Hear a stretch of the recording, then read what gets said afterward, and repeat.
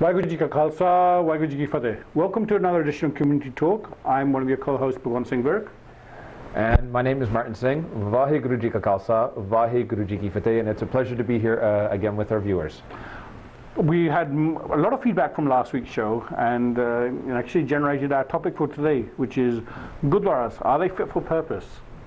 Yeah, and exactly what Paji said. In last week's show, we had chatted about, Granthis and whether or not we want our children to become Granthis and their role and whatnot. And as a result of that, people said, well, if you're going to talk about Granthis, please have a discussion about Gurdwaras and what their role is. And so we look forward to, sharing our thoughts. I don't think either one of us, again, would claim to be experts in any which way, but we're looking to generate discussion and encourage the community to think about the role that Gurdwaras play in our society.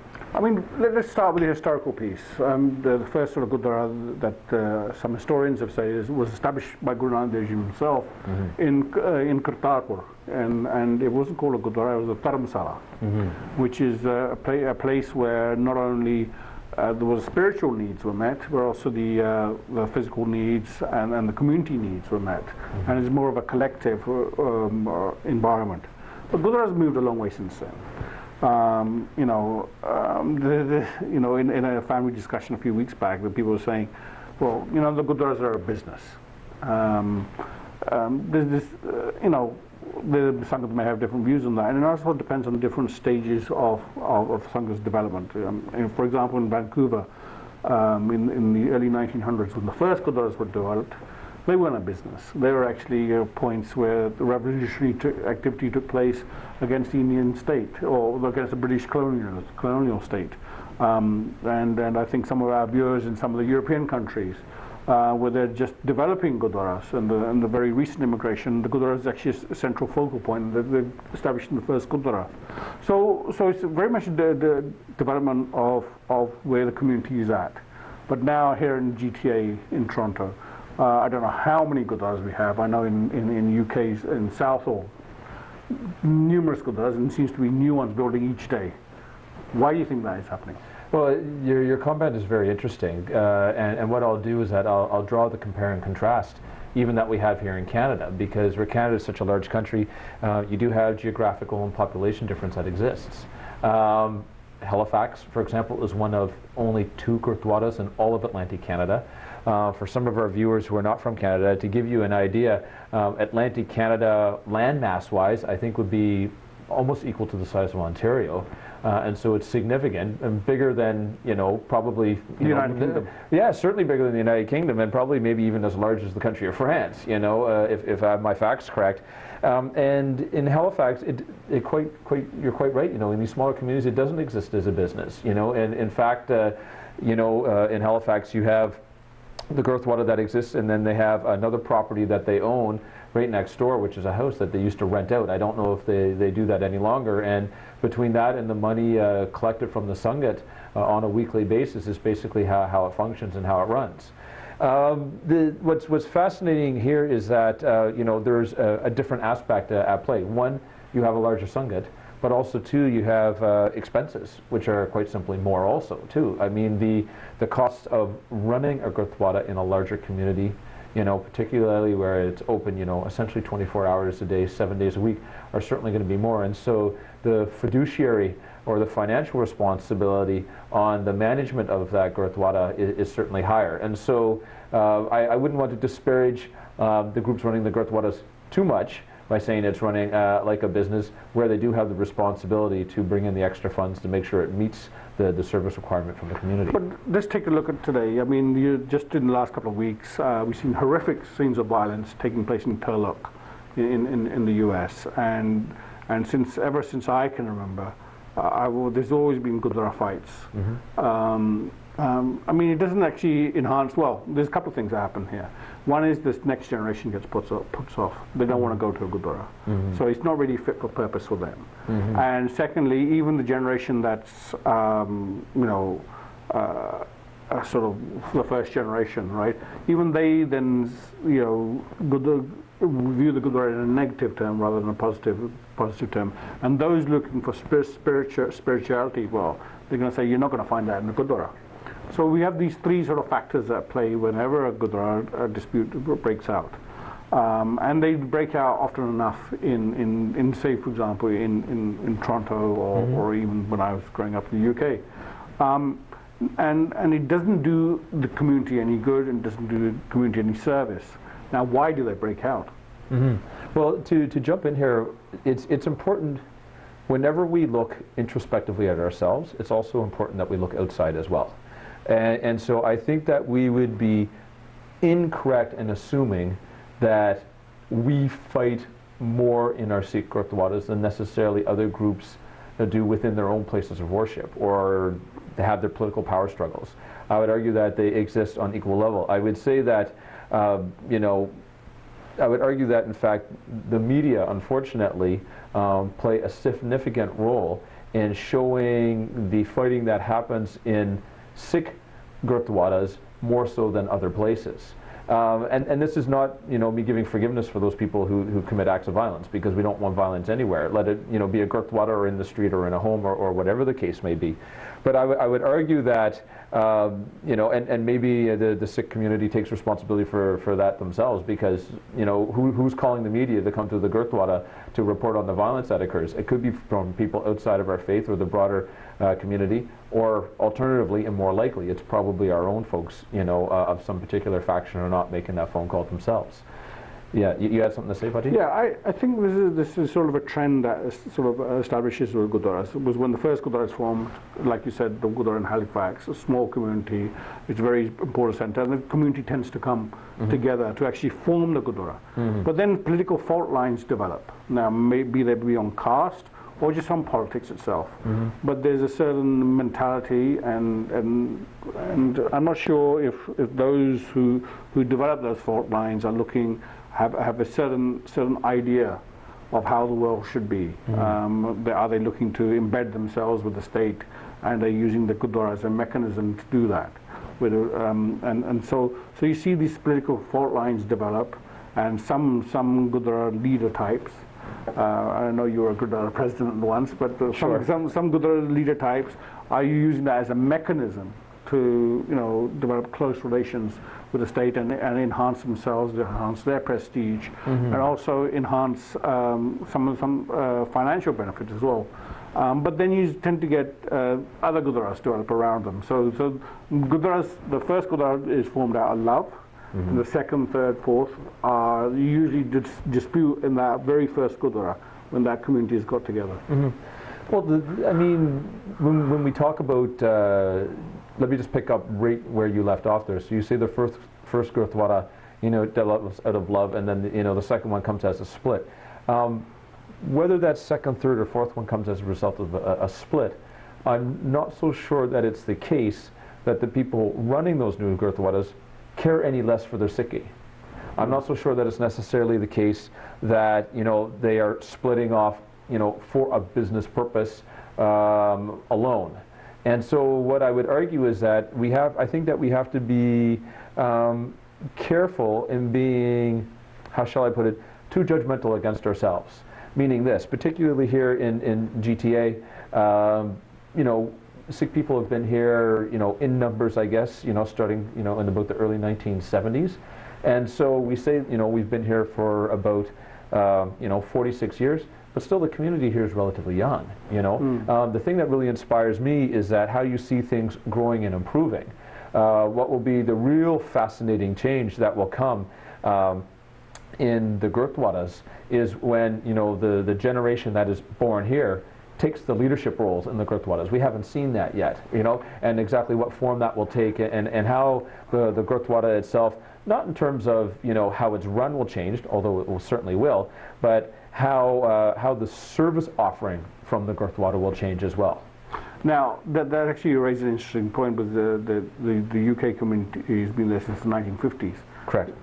But I don't, and I may be wrong, and some of our UK will be able to correct me, but I don't see a mass number of Gurdwaras being taken over by those who are born in the UK. Look, I'm nearly 50. I mean, I give my age away here, but I'm nearly 50, and I don't see even my local Gurdwara that I used to go to in England. I don't think anyone who's born in the UK is actually involved in the committee structures. So the Gurdwaras tend to be filled by new immigrants. and which has its inherent strength because they do bring the cultural practice with them, but it also has a weakness as well. I mean, we'd ideally want a nice mix in a Gurdwara, and represented by gender as well as those who are born in that particular country and those who have come from Punjab. Yeah, I would argue that things are I think are different here in Canada. I know that, for example, there are Gurdwaras, out on the West Coast, whereby the community's been there long enough, and you see younger people coming in. I think of New West as being one, and also Guru Nanak Sikh, being another, that I've had, members of the younger generations coming in and placing their role there. And you see a different service offering there. I don't know if they still have it, but Guru Nanak Sikh Gurdwara, that's the one on Scott Road. I remember when I was there, a few years back, they had the posters up, which is free legal advice. Particularly for our Benjis in the community. Wow, what an interesting concept, right? I mean, you see that there's a service offering, but it also makes you ask the question, what was the challenge that particular subgroup inside our community was facing that resulted in that being offered by the Gurdwara free of charge? I think I'm more optimistic on that one. I see younger people, taking an interest and wanting to play a role here, and I foresee a future whereby they get involved in the Gurdwaras in a very real way and builds the community and builds strength. I want to take you on a little different track. Sure. And that is, the concept of church and state. Yes. Obviously, in the secular society and in societies that we live in, and most of our viewers live in, there is a clear separation of church and state since for a number of years now. I mean, I think since the French Revolution, actually. But there is a clear sort of separation of church and state. Whereas within our framework and our religious framework, you have the Guru Har Gobind, the Miri Piri concept, yes, where church and state is not separate, it's actually one. Yes. Do you see a conflict in that? I tell you, I feel very comfortable with how we do things in our faith. There are some that say that the Gurdwara or Gurdwara executives, or their next of kin, or whatever the case may be, should not be involved in actual party politics. I'm not so sure that I share that view. I think that that there's a real role to play for anyone who wants to get involved, and I think that perhaps it would even be unrealistic to try to separate them, particularly given the fact that you have in our faith history that these things roll over. What I would be more interested in seeing, though, is that for people who come from our community and request of the community their support on a faith basis, that they use the true aspects of our Sikh faith to guide their decision-making process when they get political power. That is what I would like to see. So I may differ with you on that, because I think the Gurdwara president or the Gurdwara committee, they should not, because they're representing a religious community, they should not be involved in the party politics of the nation yet, because otherwise those Gurdwaras tend to be aligned with those political parties. So instead of the Gurdwara, they should be the representative of the entire congregation, right, regardless of political differences. Because what is happening? I mean, the parties are using the Gurdwaras as a mechanism to get power. If those Gurdwara Pradhan secretaries, the part requirement is that they're not involved in the party politics but the service is towards the Sangat, right? And yes, and not as instruments of party political power. Then I think we get further, because and I draw you to some of the issues that we have. The helmet is still not allowed for Sikh motorcyclists in Ontario. Yes. Right. Many of our Gurdwaras, yes, right, are led by those who draw close affiliation to the particular party in power. They should be actually leading the charge for getting something that's a right in other parts of Canada, that's in some of the European countries. So whereas they're not doing that service, but they're serving the needs of that particular party. If we jump onto that issue specifically, I think there was actually quite good work done on the helmet issue by some members of our community. I think that there was Gurdwaras involved in that also did good work.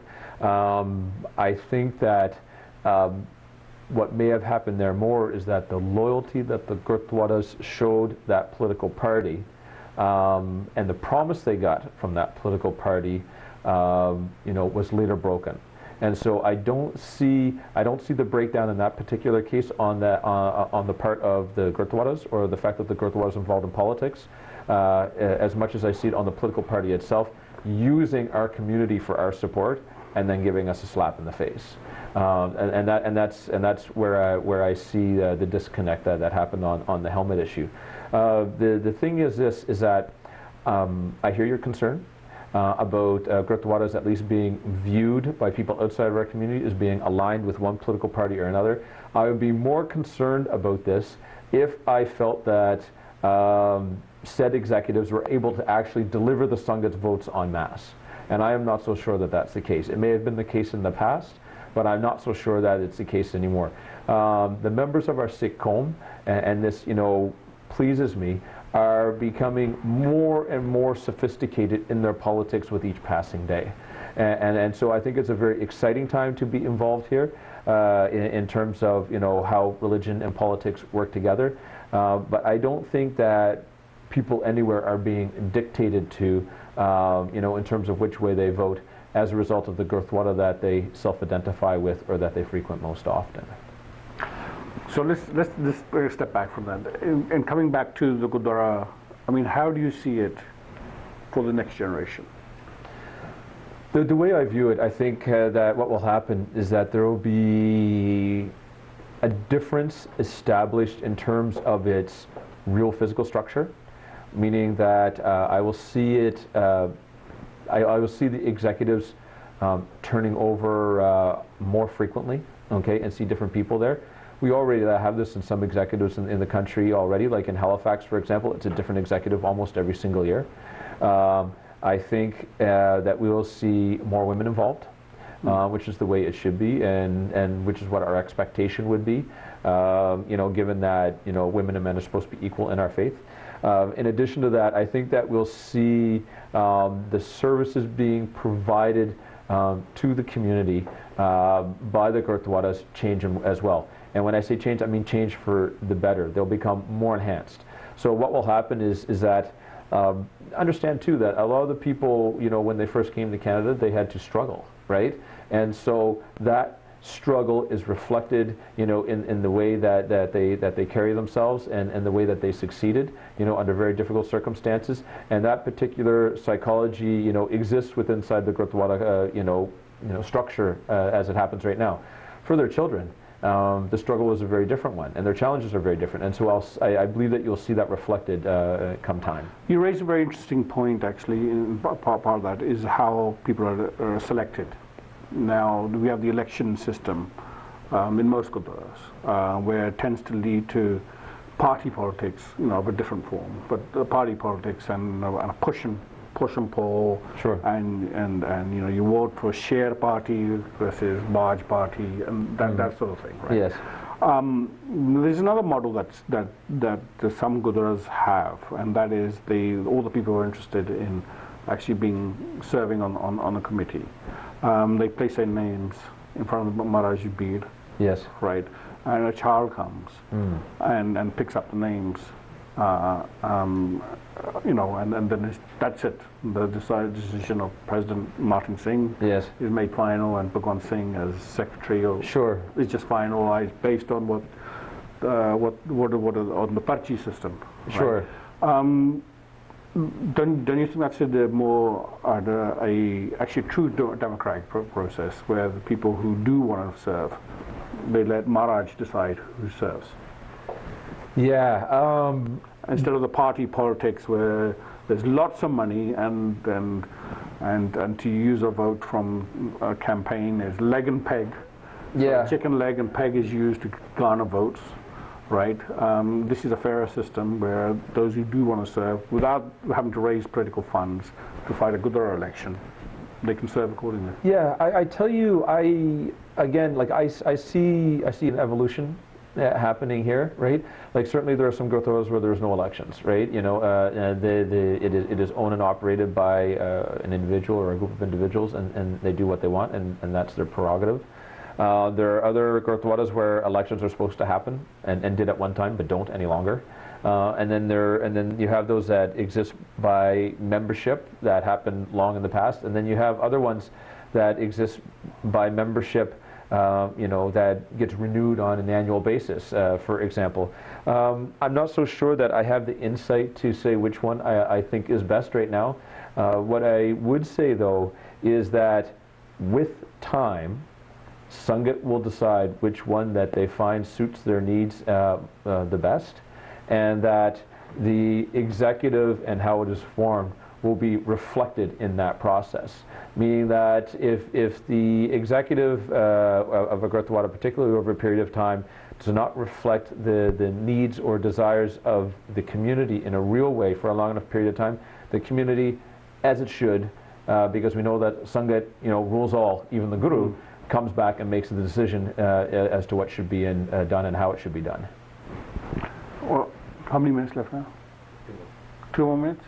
Then we'll cut it here. It's 20 minutes, and we'll just we'll put a little. Yeah. Well, yeah. Is there anything else you want to say? Well, I mean, I'm very interested in knowing, you know, what our viewers think on this, because the thing is this. I mean, where we talk about, you know, your experience in the UK, mine in you know, Halifax, GTA, and some you know, the small amounts of time I spent out in BC. Among other places, but you know, we both know that, you know, there are Gurdwaras, you know, all across North America that have different forms. It'd be interesting to have some of those folks call in and share with us what has worked, what has not worked, so that, you know, we might have a follow-up show on this, you know, this particular topic right here, to share with our viewers, you know, what people have shared with us. Well, on that note, we'll leave it here, and we do look forward to your views. And please contact us on the email address below. And for this week, we wish you Waheguru Ji Ka Khalsa, Waheguru Ji Ki Fateh.